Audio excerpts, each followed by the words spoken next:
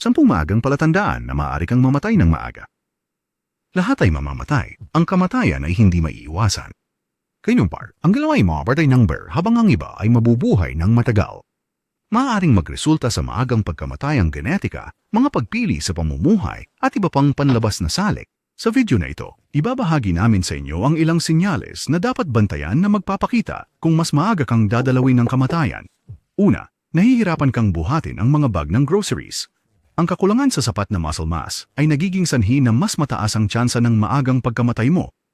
Ayon sa espesyalista sa nutrisyon at author ng The Doctor on Demand Diet, Malena Gempales, MD, mas mahina ang binti at core ng isang tao kaya mas madali silang matumba at magkaroon ng mga pinsalang nagbabanta sa buhay. Bukod dito, ang mas mababang muscle mass ay nangangahulugan na mayroon kang sobrang taba sa iyong katawan at ito ay nagre-resulta sa mas mataas na panganib ng diabetes, problema sa puso, at iba pang issue sa kalusugan. 2.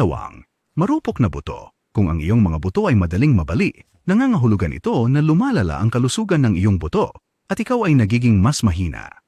Ito ay mauuwi sa iba pang mga suliranin na may kaugnayan sa buto, tulad ng arthritis, na negatibong nakakaapekto sa iyong pagkilos at pangkalahatang kalusugan.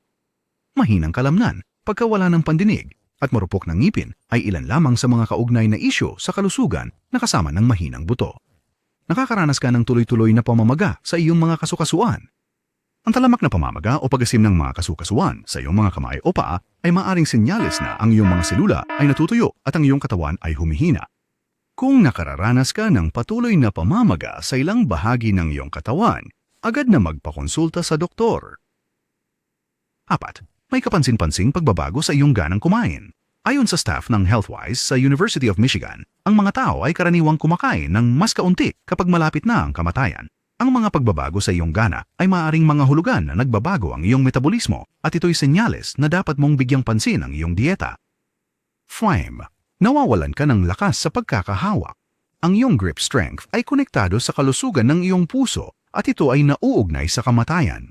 Kaya, kung nakakaranas ka ng paghina ng pagkakahawak, ito ay tanda ng problema at inirerekomenda na kumonsulta ka sa doktor upang masiguradong hindi ito isang seryosong bagay. 6. Mukhang hindi maganda ang iyong mga kuko. Maraming tao ang maaaring hindi alam ito, ngunit maraming sinasabi ang mga kuko mo tungkol sa iyong kalusugan. Kaya kung ang mga kuko mo ay may kakaibang mga batik, pagbabago ng kulay, o guhit, at mukhang hindi kaaya-aya, maaaring senyales ito na mayroong seryosong isyu sa kalusugan. 7.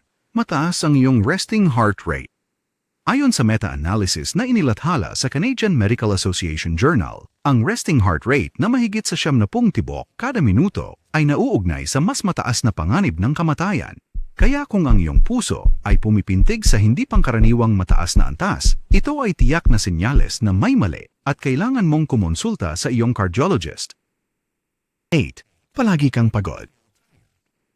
Kung nakakaramdam ka ng paulit-ulit na pagkapagod, maaaring ibig sabihin nito ay pabago-bago ang iyong metabolismo. Dapat mong isaalang-alang ang pagkonsulta sa isang doktor dahil maaari kang magkaroon ng seryosong sakit na tinatawag na chronic fatigue syndrome na maaaring nakamamatay.